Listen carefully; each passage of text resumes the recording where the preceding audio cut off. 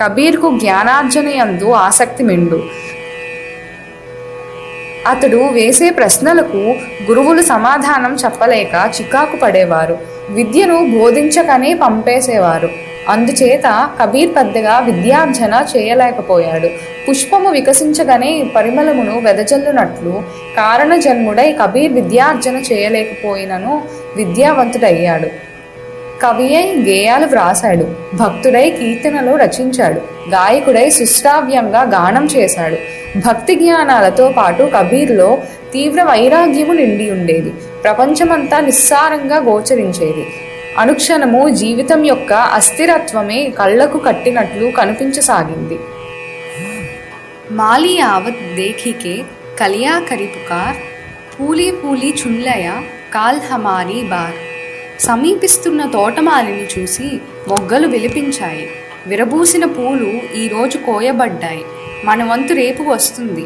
మృత్యువును ఆలింగనం చేసుకోక తప్పదు అని చెట్టులోని మొగ్గలు విలిపిస్తున్నట్లు చింతిస్తాడు కబీర్. భగవంతుని చేరాలని అనుక్షణము కబీర్ ఆరాటపడేవారు. హైందవ పండితుల చెంత ఆశీసుడై ధర్మశాస్త్రాలను ఆలకించేవాడు. మహమ్మదీయ గురువుల యొద్ద చేరి ఖురాన్ ప్రవచనాలు వినేవాడు. సూఫీ ప్రవక్తల మధ్య ప్రవేశించి ప్రేమ పాఠాలు శ్రవణం చేసేవాడు. భిన్న వ్యవస్థలను ప్రచారం చేసే వివిధ మహాత్ముల చెంతకు వెళ్ళడంలోనే కబీర్ జ్ఞానతృష్ణ ఎలాంటిదో మనము అవగాహన చేసుకోవచ్చు. విద్యార్జన జరగలేదనే భావంతో కబీర్కు వంశవృత్తి అయిన నేతను నేర్పాడు పెంచుతున్న తండ్రి. కబీర్ ఏ పని చేయుచున్నను భగవంతుని ధ్యాసే మనసులో నిలిచి ఉండేది. నేత నేస్తూ మధ్యలో ఆగిపోయేవాడు. శబ్ద బ్రహ్మము ద్వారా నిశ్శబ్ద బ్రహ్మములో ప్రవేశించేవాడు. ఒకసారి కబీర్ నడిచి వెడుతూ దారిలో ఒక చోట ఒక స్త్రీ జొన్నలు తిరుగలిలోని వేసి త్రిప్పుచున్న దృశ్యాన్ని గాంచాడు. తనలో కలవరం ప్రారంభమైంది. హృదయాన్నెవరో పిండుతున్నట్లు అనిపించింది. దుఃఖము పొంగి పొరలి వస్తున్నది. కంఠం గద్గదమైనది. శిశువులా ఏడ్వసాగాడు. అదే సమయానికి నిపట నిరంజనుడను సాధువు అక్కడికి వస్తాడు. దుఃఖిస్తున్న కబీర్ను చూసి నీ దుఃఖానికి కారణమేమిటి అని అడుగుతాడు. మహాత్మా, అదుగో ఆ ఇంటి వరండాలో చూడండి. తిరుగలిలో జొన్నలు వేసి పిండి చేస్తున్న స్త్రీని చూడండి. ఆ దృశ్యమే నన్ను కలవరపరచింది. సంసారం అనే తిరుగలిలో జొన్నలనే జీవులను వేసి మృత్యువనే స్త్రీ ఎలా పిండి చేస్తున్నదో చూడండి. జొన్నలు పిండిగా మారులాగున జీవులందరూ మృత్యువాతబడి మరణిస్తున్నారు. ఈ మృత్యు తిరుగలి నుండి బయటపడే మార్గము తెలియజేయండి అని నమస్కరిస్తూ అడుగుతాడు కబీర్. కబీర్ వైరాగ్యమునకు సంతసించి నిపట నిరంజనుడు, నాయన దిగులు చెందుకు, ఆశించే మనసుండాలే కానీ అనుభవించడం తథ్యం. బాగా ఆ దృశ్యాన్ని పరిశీలించి చూడు. తిరుగలిలో పడిన జొన్నలన్నీ పిండి కావడం లేదు. కొన్ని తిరుగలి మధ్యనున్న కొయ్యమేకు చుట్టూ చేరియున్నవి. అవి మాత్రము తిరుగలిలో పడి పిండి కాకుండా నిలిచియున్నవి. అలాగే సంసారం అనే తిరుగలిలో పడినను ఎవరైతే భగవానుడనే మేకును ఆశ్రయించి ఉంటారో వారు మృత్యువాత పడరు అని తెలియజేస్తాడు. ఆ మహాత్ముని దివ్యబోధతో కబీర్ ప్రభావితుడవుతాడు. భగవన్నామామృత పానమే తన దినచర్యగా మారిపోయింది. మరొకరు జ్ఞాపకం చేస్తే గాని ఆకలి తెలిసేది కాదు. నిద్ర అందని అనుభూతిగా మిగిలింది. కుమారుని అయోమయ స్థితిని, ధ్యానాభిలాషను గుర్తించిన తండ్రి కబీర్కు ఏ పని అప్పగించక తానే కష్టపడి నేతనేసి ఇంటిని పోషించేవాడు. కాలచక్రం ముందుకు నడిచింది. కబీర్ తండ్రి నీరు కన్ను మూశాడు. కుటుంబ భారమంతా కబీర్పై పడింది. తండ్రి మరణంతో కబీర్ వైరాగ్యము తీవ్రస్థాయిని అందుకుంది. కుటుంబ పోషణ కష్టంగా పరిణమించింది. బట్టలు నేసి తీరవలసిందేనని తల్లి బలవంతము చేయసాగింది. తల్లి ఒత్తిడిపై కబీర్ నేత పనికి ఉపక్రమించాడు. పని సాగేది కాదు. మధ్యలో పని ఆపి ధ్యానం సాగిస్తుండేవాడు. కబీర్ ధ్యానంలో ఉన్న సమయంలో భగవానుడే నేత పని చేసేవాడు.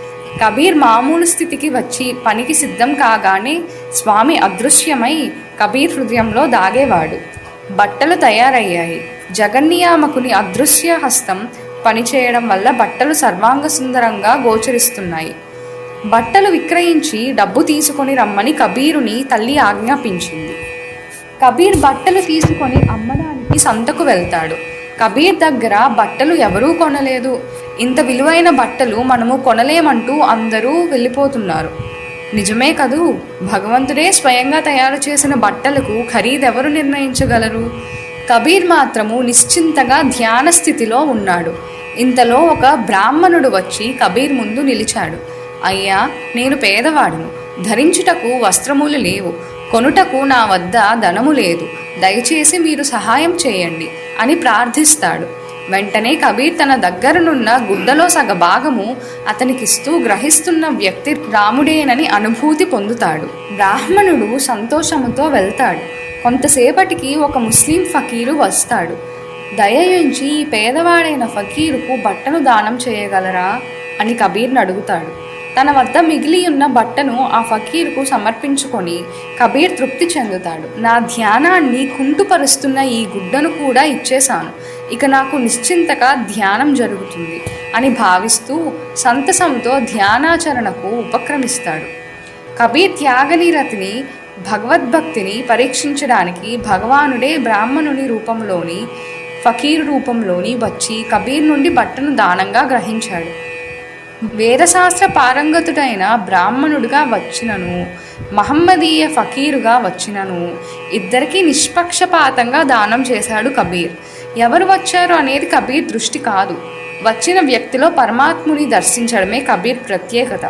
తనను ఇతరులు మోసగిస్తున్నారనే ధ్యాసే లేదు. కబీర్ ఆప్ ठगाइए और ना ठगिए कोई, आप ठगे सुख उपजे और ठगे दुख होय. ఇతరులను మోసగించుట కన్నా ఇతరులచే మోసగింపబడుటయే శ్రేయోదాయకమని కబీర్ అభిప్రాయం. మోసగింపబడుటలో శాంతి కలుగుతుంది, మోసగించుటలో అశాంతి మిగులుతుంది అని బోధకుడైన తరువాత కబీర్ ప్రవచిస్తాడు. కబీర్ వద్దనున్న గుడ్డనంతా భగవానుడే మాయారూపాలలో వచ్చి అపహరించినను కబీర్ గృహోన్ముఖుడు కాలేదు. సంతలోనే కూర్చుండి ధ్యానం చేస్తుంటాడు. భగవానుడు మారువేషంలో కబీర్ గృహానికి వెళ్తాడు. కబీర్ మాతృదేవితో, అమ్మా, నీ కుమారుడు కబీర్ సంతలో బట్టలు అమ్ముటకు బదులు ధ్యానం చేయుచున్నాడు.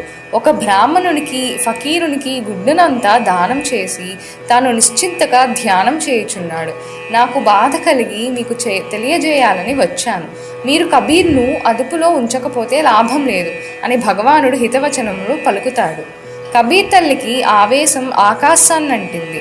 వెంటనే బయలుదేరి సంతకు వచ్చింది. ఫిర్యాదు చేసిన జగన్నాటక సూత్రధారి కూడా పక్కనే ఉన్నాడు. తల్లి కబీర్ను చూసింది.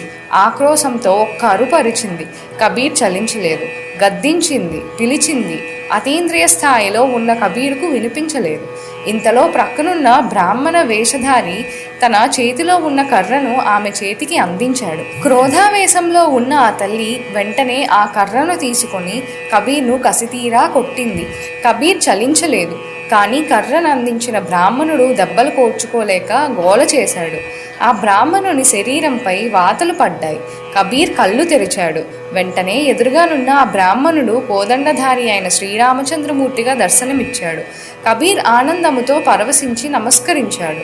భగవానుడు అదృశ్యమయ్యాడు. తల్లి కబీర్ను ఆలింగనం చేసుకుని, సుపుత్ర, నీకు తల్లి కావడం అనే పుణ్యఫల విశేషం చేత రామదర్శనం పొందాను అని ఆనందాశ్రువులు విడిచి కుమారుని ఇంటికి తీసుకొని వచ్చింది. కుమారుని భక్తికి సంతసించినను కబీర్లో వస్తున్న మానసిక పరిమాణానికి తల్లి కలత చెందసాగింది. ఇలాగే కొనసాగితే బిడ్డ తనకు దక్కడనే భావం గాఢంగా ఏర్పడింది. వివాహము చేస్తే ధ్యాస మారుతుందని ఆశపడ్డది. తన కుమారునితో ప్రస్తావించింది. జీవితమే క్షణభంగురమని భావించే కబీర్కు వివాహముపై ఆశ ఉంటుందా? ప్రపంచంలో వ్యక్తి జీవించేది 3 రోజులు. 3 రోజుల బ్రతుకును 3 ముళ్ళు వేసి మాత్రం రక్షించుకోగలమా? వివాహము అనర్థదాయకమని కబీర్ అభిప్రాయపడేవాడు.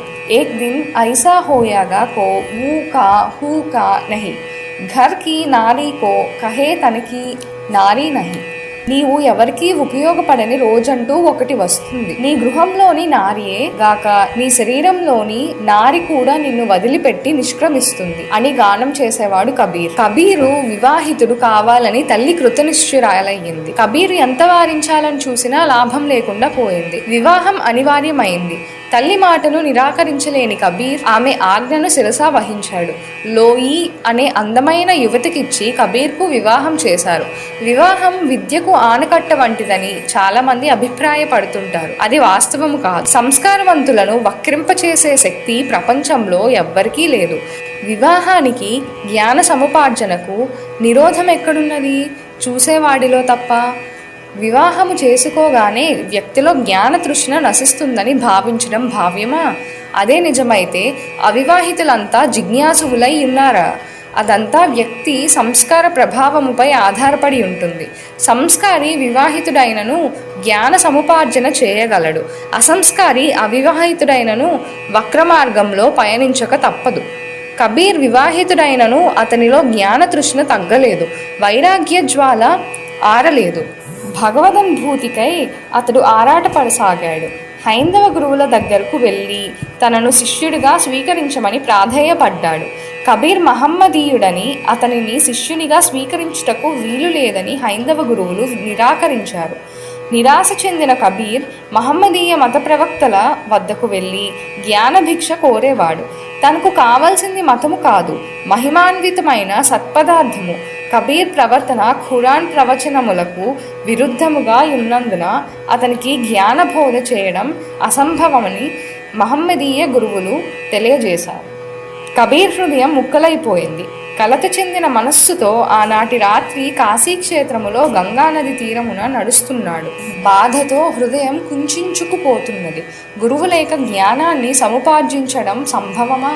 మరి నా జీవితంలోకి గురువు ప్రవేశించలేదు, నా జన్మ వృధా కావాల్సిందేనా అని దుఃఖిస్తూ తన హృదయపు లోతుల నుండి పెళ్ళుబికే విషాద భావాల్ని గేయ రూపంలో గానం చేశాడు. కౌన్ బతావే వాట్ గురుబిన్ బడా వికట్ యమఘాట్, కామక్రోధ దో పర్వత ఠాడే లోభచోర సంఘాత్, మదమత్సర కామేహ భరసాత్ మాయాపవన్ బహేదాట్, కహత కబీర్ సునోభాయి సాధో కస్తరణ యహ ఘాట్. యమపాసము భయంకరమైనది.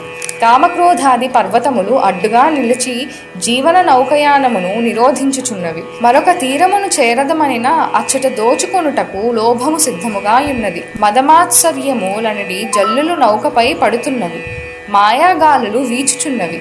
ఇట్టి పరిస్థితులలో గురువు తప్ప కరుణించి కాపాడేవారెవరు అని దుఃఖిస్తూ నడుస్తున్నాడు కబీర్. బాధ భరించలేని స్థాయికి చేరింది. వ్యక్తి నీరసించిపోయాడు. నిరాశ నిస్పృహలు హృదయాన్ని ఆవరించాయి. కదలలేకపోయాడు. గంగా తీరంలో మెట్లపై పడిపోయాడు. శరీరం అలసిపోయింది. మనసు ఆవేదనతో చితికిపోయింది. కబీర్ అక్కడే నిద్రపోయాడు. ఉదయం బ్రహ్మముహూర్త కాలం సమీపిస్తున్నది. పవిత్ర గంగానదిలో స్నానం చేయడానికి రామానంద స్వామి వస్తున్నారు. మసక చీకటిలో చూడకుండా తన పాదము కబీర్ మస్తకముపై పడింది. రామానంద స్వామి వెంటనే గ్రహించి రామ్ అని ఉచ్చరించాడు. కబీర్ పులకాంకితుడై లేచి రామానంద స్వామి పాదములపై పడి, మహాత్మా, ఆ అమృత వాక్యానికై నేను నిరీక్షిస్తున్నాను. మీరే నా గురుదేవులు. మీ పాదాల చెంత నా బ్రతుకును ధన్యత చేసుకుంటాను అని తెలియజేశాడు. రామానంద స్వామి కబీర్ హృదయమును గ్రహించి అతనిని ఆశీర్వదించి తన శిష్యునిగా స్వీకరించాడు. ఇంతకాలము వ్యధ చెందిన కబీర్ హృదయము రామానందుని ఆశీస్సులతో కుదుటపడింది.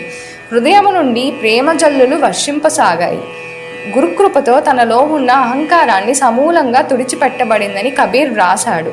ఆనాటి నుండి రామనామమును ఆశ్రయించి నామదాసుడై కబీర్ దాసు అనడి నామముతో పిలువబడుచుండెడివాడు. జబ్ మైథా తబ్ గురూ నహి, అబ్ గురూ హే హమ్ నాహి, ప్రేమ గలి అతి సంకరి తామే దోన సమాహి. నాలో అహంకారం ఉన్నంత వరకు గురు సాన్నిధ్యం లభించలేదు. ఇప్పుడు గురువు లభించాడు. అహంకారము అదృశ్యమైంది. ప్రేమ మార్గము సంకుచితమైనది. అహంకారాన్ని, భగవంతుని ఇద్దరినీ తనలో ఉంచుకోలేదు అని కబీర్ గానం చేశాడు. ఒకనాటి రాత్రి 8 గంటల సమయంలో కబీర్ దాస్ ఇంటికి కొందరు సాధు మహాత్ములు వస్తారు. ఆహ్వానం లేకనే అందరూ మహాత్ములు అరుదెంచి తన గృహాన్ని పావనం చేసినందుకు కబీర్ ఆనందానికి అవధులు లేవు. మహాత్ములను లోనికి ఆహ్వానించాడు. వారి పవిత్ర పాదాలను కడిగి ఆ పరిశుద్ధ జలాన్ని శిరముపై చల్లుకున్నాడు. వారికి విశ్రాంతి ఏర్పాటు చేశాడు. వెంటనే భార్యను దూరంగా పిలిచి తాను వారితో సంభాషించుచుందుననియు ఈలోగా వంట తయారు చేయమని చెప్పి తాను వెళ్ళి మహాత్ముల చెంత ఆశీసుడవుతాడు కబీర్ దాసు. భార్య ఆలోచించింది. ఇంటిలో సరుకులు లేవు, చేతిలో పైసా లేదు. ఇంతమంది మహాత్ములకు వంట సిద్ధము చేయడం ఎలా? ఎంత ఆలోచించినా తనకు మార్గమేమిటో గోచరము కాలేదు. భర్తకు చెబుదామని గుమ్మం వద్దకు వచ్చి చూసింది. సంత్ పురుషుల మధ్య పరవశించి రామనామామృతాన్ని పానం చేస్తున్న కబీర్ను చూసింది. తన భర్తను పిలిచి చెబితే మాత్రం ఏమి ప్రయోజనం? రామనామ మాధుర్యం తప్ప మరొకటి తెలియని తన భర్తకు చెప్పి ఏం లాభం? తానే ఆలోచించింది. సంతకు వెళ్ళి సరుకులు అప్పడిగి తేవడానికి బయలుదేరింది. అప్పటికే రాత్రి 9 గంటల కాలమైంది. కొట్టులన్నీ మూసి ఉన్నారు. చివరికి ఒక్క కొట్టు మాత్రము మూతకు సిద్ధంగా ఉంది. కబీర్ దాస్ భార్య లోయి ఆ కొట్టు దగ్గరకు వెళ్ళింది. కొట్టు యజమాని తులసి సేఠ్ను చూసింది. ఏమండి, నేను కబీర్ దాస్ భార్యను, నన్ను లోయి అంటారు. ఈనాడు మా ఇంటికి సాధు మహాత్ములు వచ్చారు. వారికి ఆతిథ్యం ఇవ్వాలి. సరుకులు లేవు. మీరు సరుకులు ఇప్పించినచో వారికి ఆతిథ్యం ఇవ్వగలము. మీ సొమ్ము రేపు ఇచ్చేస్తాము. దయ ఉంచి ఈ సహాయము చేయండి. మీకు జీవితమంతా రుణపడి ఉండగలము అని వినమ్రతతో తులసి సేఠ్ను ప్రాధేయపడింది లోయి.